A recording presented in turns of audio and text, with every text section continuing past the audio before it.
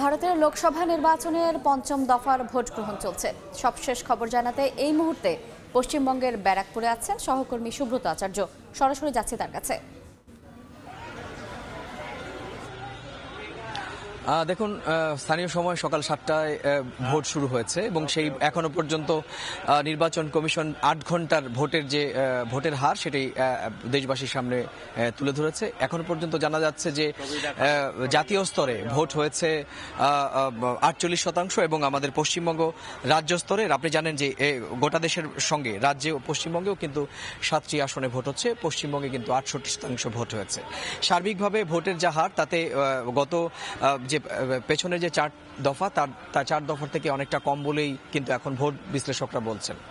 আমি এই মুহূর্তে রয়েছি উত্তর 24 পরগনার ব্যারাকপুর সংসদীয় আসনের একটি ভোট গ্রহণ কেন্দ্রে এবং এখানে আমি সকাল থেকেই যেরকমটি স্থানীয় মানুষ বলছিলেন যে দীর্ঘ লাইন ধরে তাদের এই গণতান্ত্রিক অধিকার প্রয়োগ করছেন, এখনো কিন্তু লাইনের ছবিটা এখনো পর্যন্ত কিন্তু একই রকম আছে।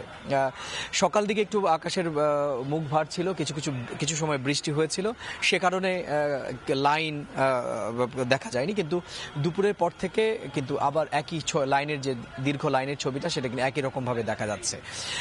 আমরা দেখতে পাচ্ছি যে ব্যারাকপুরে যে স্কুলটিতে ভোট চলছে সেই ভোটে কিন্তু একই রকম ভাবে সমান তালে নারী এবং পুরুষের যে লাইন সেটি কিন্তু সমান তালে রয়েছে। আপনি জানেন যে 7 দফার ভোটের যে জাতীয় স্তরে ভারতের নির্বাচন কমিশন যে ভোট কর্মযজ্ঞ শুরু করেছিল সেটি গত মাসের 19 এপ্রিল শুরু হয়েছিল এবং ইতিমধ্যেই 4 দফায় ভোট সম্পন্ন করেছে।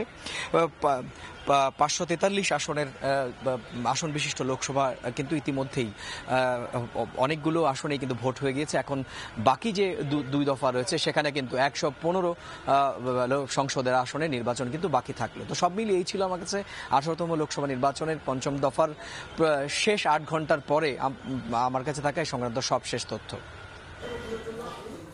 আমরা সরাসরি যুক্ত ছিলাম পশ্চিমবঙ্গে।